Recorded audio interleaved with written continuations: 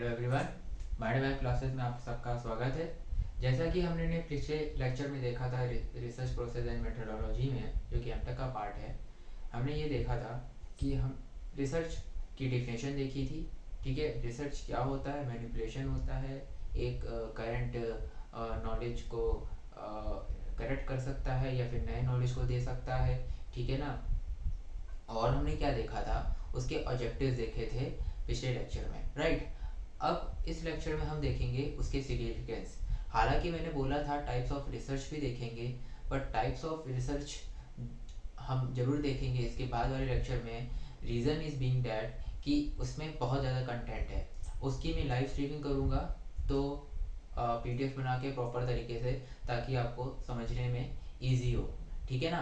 अभी आज हम उससे पहले हम सिग्निफिकेंस देखेंगे, क्योंकि सिग्निफिकेंस हमारी जो हमारा माइंड मैप है, जो हमारा प्रोसेस, हम ये समझते हैं प्रॉपरली कि भाई हम चीज़ों को समझ लिया। हम पहले क्या सोचते हैं, चीज़ों को समझा है, फिर उसके हम समझने से उसके हमारा ऑब्जेक्टिव क्या हो सकता है उसके बाद, और ऑब्जेक्टिव अगर हमारा ये है तो उससे हमें फ़ायदा क्या मिल सकता है। ठीक है, तो हम पहले इस तरह चीज़ों को देखेंगे, तो ये चीज़ देखना हमारा ज़्यादा बेनिफिशियल रहेगा। टाइप्स भी इम्पॉर्टेंट है, टाइप्स इसके बाद हम देखेंगे। तो आज के लेक्चर में सिर्फ हम सिग्निफिकेंस ऑफ रिसर्च देखेंगे, और आपके सिलेबस में ये चीज़ लिखी होगी कि इम्पोर्टेंस ऑफ रिसर्च। ठीक है ना। ये जो कि हमारा objective and importance of research हमारे सिलेबस में कंबाइंड ही है, जो हमारे सिलेबस में लिखा है objective and importance of research. तो उसके हिसाब से पहले तो हमारा सिग्निफिकेंस ही आएगा। ठीक है ना। और टाइप्स ऑफ रिसर्च हमारे इसके बाद ही आएगा। तो हम शुरू करते हैं आज का लेक्चर, ठीक है, माइंड मैप के साथ। ठीक है। सो अब सिग्निफिकेंस ऑफ रिसर्च देखते हैं। इसका आपके सिलेबस में इंपॉर्टेंस के हिसाब से भी लिखा है, importance of research. Sorry, research की स्पेलिंग थोड़ी गलत हो गई, बहुत ही गलत प्रिंटिंग मिस्टेक हो गया है।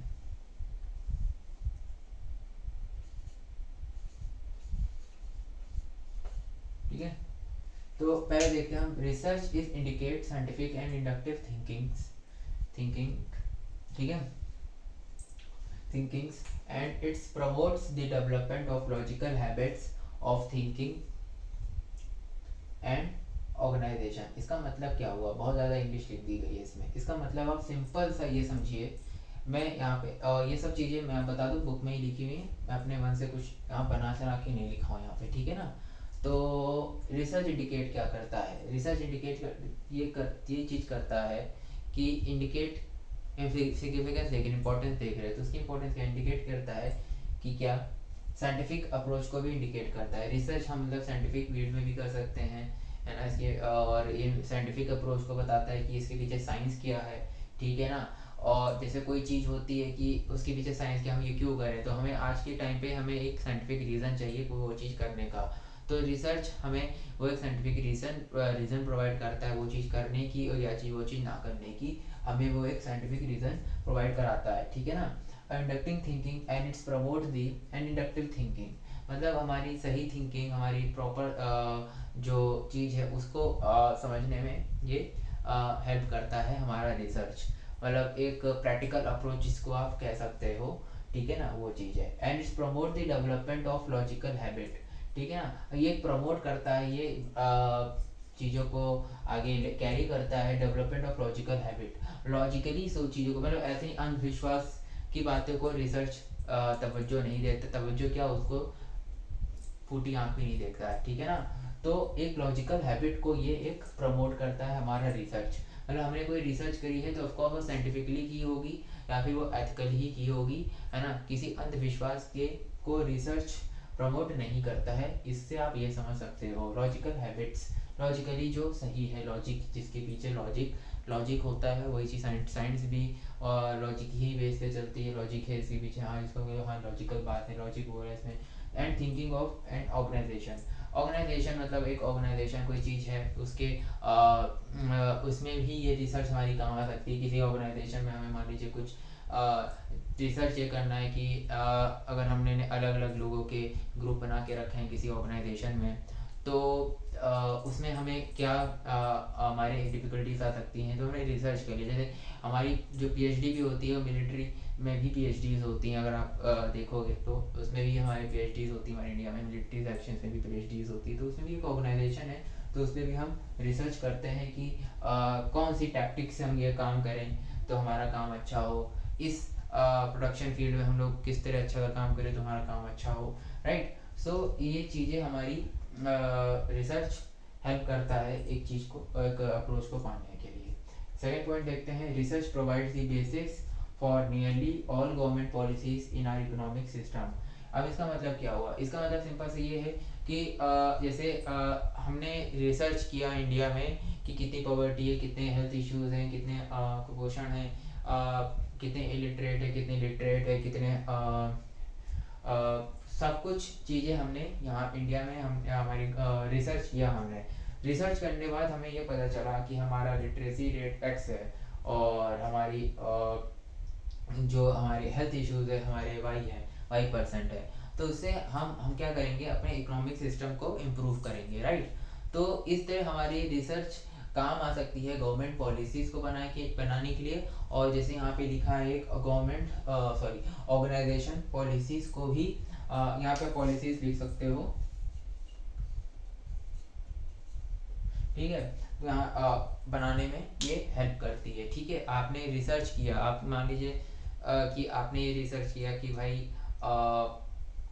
किसी प्रोडक्शन फील्ड से कि आपकी प्रोडक्शन फैक्ट्री से कोई प्रोडक्शन करी, कोई फैक्ट्री कोई पॉलीमर का प्रोडक्शन करी या फिर कोई जिससे तो आपकी एक हार्मफुल गैसेस निकल रही है, राइट। तो वो हार्मफुल गैसेस किस तरह हमारे यूथ को, हमारे अडल्ट को, हमारे जो बुजुर्ग लोग हैं, ठीक है ना, ओल्ड सिटीजन है, उनको किस तरह हार्म कर सकती है। तो गवर्नमेंट उसके ही अकॉर्डिंग हमारी पॉलिसीज बनाएगी। जैसे ताजमहल के 5-10 किलोमीटर के आसपास कोई फैक्ट्री नहीं हो सकती, राइट।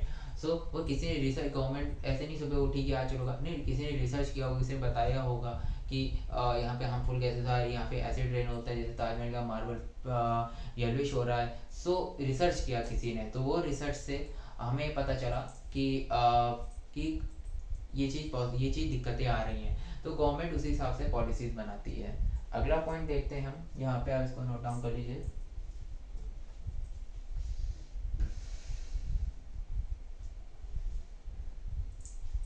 ऊपर लिख रहा हूँ, नीचे थोड़ा नोट डाउन करें, नीचे वाला आप लिखिए।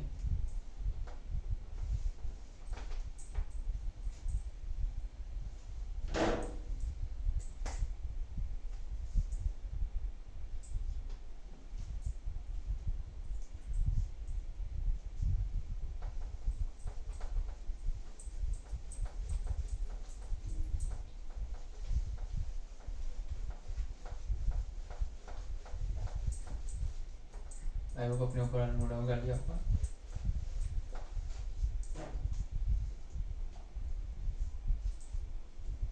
Research has its special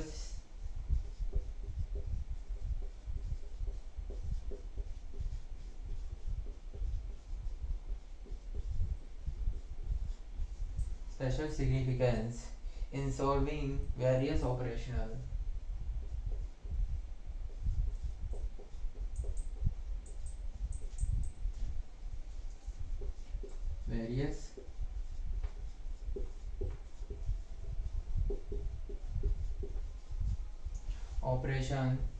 various operational and planning problem, operational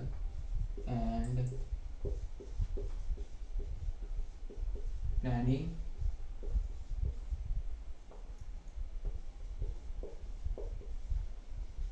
problems of business and industry of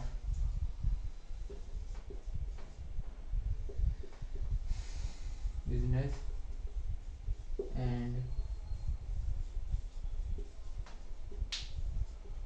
industry।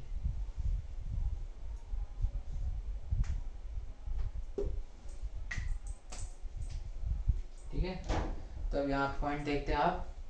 Research has its special significance in solving various operational and planning problems of business and industries.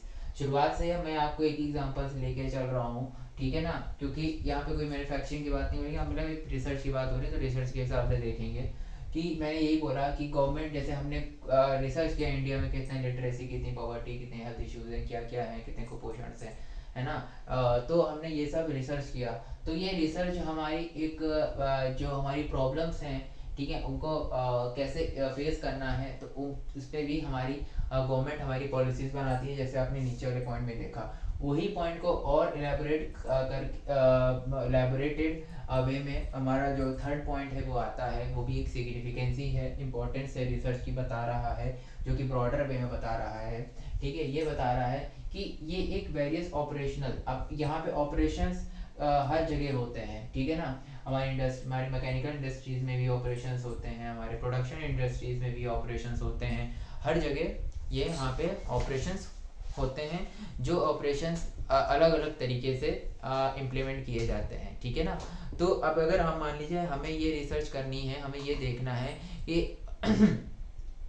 कि हम forging कर रहे हैं, तो forging करते वक्त हमें कौन कौन सी चीज़ें दिक्कत देती हैं, ठीक है ना। कौन कौन सी गैसेस निकल रही हैं, कौन कौन सी क्या कह सकते हैं आप, क्या क्या इश्यूज, मोमेंटल इश्यूज हो रहे हैं जो कि हमारे उस समय के हमारे फोर्जिंग में इश्यूज क्रिएट कर रहे हैं, उससे हमारे वर्कर की हेल्थ पे कोई प्रॉब्लम तो नहीं हो रहा है, ठीक है ना। या फिर आप मोर टेक्निकल वे में चले जाओ, तो कितना हमें टेम्परेचर चाहिए फोर्जिंग उस पर्टिकुलर वर्क पीस पे काम करने के लिए, कितना टेम्परेचर चाहिए, ठीक है ना। क्या कितने और क्वेंचिंग के लिए कौन सा हमें लिक्विड यूज़ करना है, ठीक है ना। लुब्रिकेशन कौन कितनी मशीन पे देना, ताकि हमारा कोई भी मशीनिंग प्रोसेस इजीली हो जाए। तो ये सब हमें देखना होता है, ठीक है ना। उस पर हम रिसर्च कर सकते हैं कि अगर हमने मान लीजिए ये एक्स लुब्रिकेंट ले रहे हैं, अगर हमने वाई लुब्रिकेंट ले लिया तो क्या इफेक्ट आएगा मशीनिंग प्रोसेस में, ठीक है ना। अगर हम क्वेंचिंग कर रहे हैं तो हमने ये लिक्विड ले लिया क्वेंचिंग करने, वाटर ले लिया क्वेंचिंग करने के लिए, या फिर ऑयल ले लिया क्वेंचिंग करने के लिए, तो क्या उसकी मैकेनिकल और फिजिकल प्रॉपर्टीज़ में चेंजेस आ जाएंगे।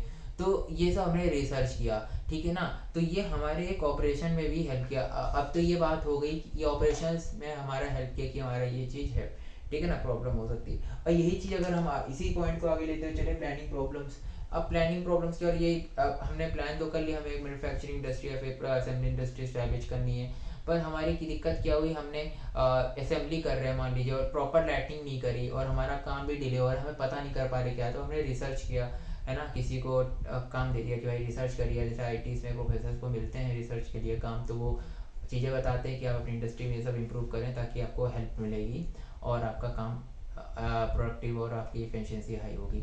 तो इस तरह किया है कि प्लानिंग प्रॉब्लम्स को भी ये रिसर्च हमारा इम्प्रूव कर देता है, हमारी प्लानिंग। जैसे नीति आयोग है हमारे गवर्नमेंट ऑफ इंडिया का, कि वो भी हमारे पहले रिसर्च करवाता है लोगों से, प्रोफेसर से, या फिर खुद भी रिसर्च करता है, देखता है कि क्या क्या चीज़ें इंडिया में प्रॉब्लम है, उसी के अकॉर्डिंग ही वो नीति बनाता है, ठीक है ना, और पॉलिसीज बनाता है। तो वो प्लानिंग प्लान प्रॉब्लम्स की जो प्रॉब्लम्स को सॉल्व करने में हेल्प करता है, right.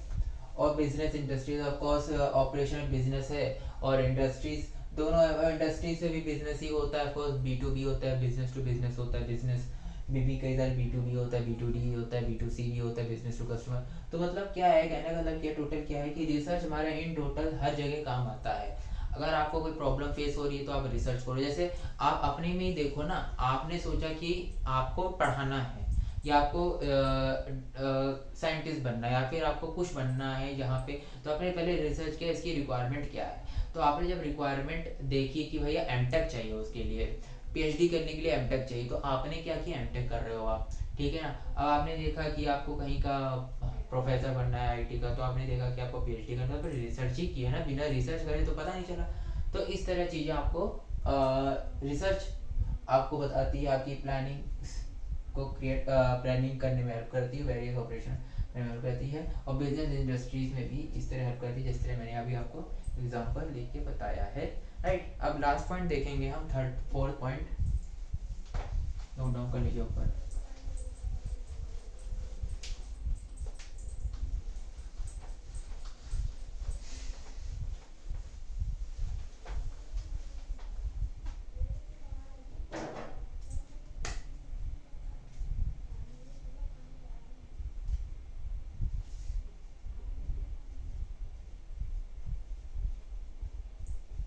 Research is equally important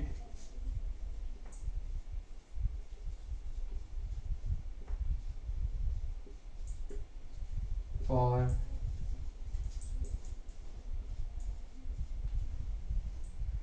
social scientific study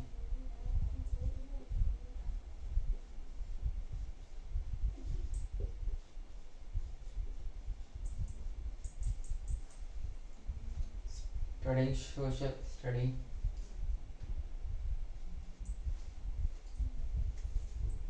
social relationship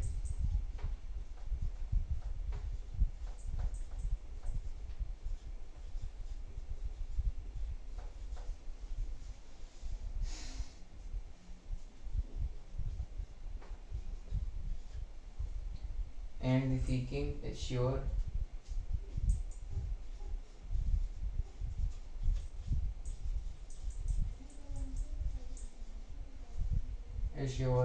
various social problem.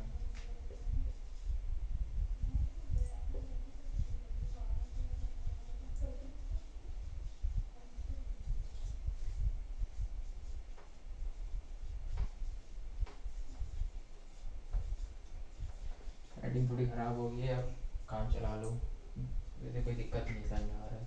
तो हम 4 पॉइंट देखते हैं। Research is equally important for social scientific in study social relationship and seeking assure for various social problem. बहुत सारे social social social social social हो गए तो बहुत सारे सोशल्स हो गए हैं, कोई बात नहीं, आपको बस इसका मैं समझा दे रहा हूँ। मतलब क्या है, सिंपल सा ही है। साइंटिफिकली अप्रोच, जैसे आपको किसी को अपनी सामने बिजनेस प्रपोजल लेके, अभी पहले आप ये समझो, किसी के सामने बिजनेस प्रपोजल लेके जा रहे हो आप, राइट? तो आप पहले एक साइंटिफिक अप्रोच रखोगे कि भाई साइकोलॉजी आप पढ़ोगे, फिलोसफी साइकोलॉजी आप पढ़ोगे कि आदमी को कैसे इंप्रेस करें, ठीक है, तो आप हमारे बिजनेस में वो इन्वेस्टमेंट करें। तो उसी तरह एक सोशल भी होता है, जैसे आपको किसी को समझाना है, किसी को अपनी बात को मनाना है, तो किस तरह आप उसको अपनी बातों को समझा पाओगे अच्छे तरीके से, तो वो एक साइंटिफिक अप्रोच होती है, वो भी इसमें रिसर्च आती है। जैसे आप किसी के साथ मीटिंग कर रहे हो तो उसको कोल्ड कॉफ़ी ऑफर करो, सॉरी हॉट कॉफ़ी ऑफर करो, उससे क्या होगा, वार्मनेस आती है, उसको कंफर्टेबल फील होता है। और किसी के साथ आप मीटिंग कर रहे हो तो इंडियन कंफर्ट्स के हिसाब से आप उसी टेम्परेचर पे रखो उस रूम को, जैसे 25 degree 25 degree temperature comfort zone होता है, ठीक है ना। किसी बुजुर्ग के साथ हो तो उसको कंफर्ट फील कराओ उसी टेम्परेचर पे, उसको चाय नाश्ता कॉफ़ी दो। तो साइंटिफिक अप्रोच है ये, कोई मतलब एक तरीके से एथिकल भी, साइंटिफिकली क्यों है, क्योंकि टेम्परेचर साइंस से रिलेटेड है, ठीक है ना। और कंफर्ट भी साइंस से रिलेटेड, जो आपका एसी आपकी चीज़ें काम करती हैं, ठीक है ना। सोशली आप किसी को रिसर्च कर रहे हो तभी तो आपको पता चला है ना, ठीक है, बिना रिसर्च के तो आपको पता नहीं चला ये सब कुछ, ठीक है। सोशल रिलेशनशिप्स भी आप रिसर्च करके पता कर सकते कैसे सोशल रिलेशनशिप क्रिएट किए जाते हैं, ठीक है ना। तो इस तरह भी आप रिसर्च करके पता कर सकते किन के साथ सोशल रिलेशनशिप आपके अच्छे रहेंगे, है ना, किन लोगों के साथ आपको उठना बैठना चाहिए।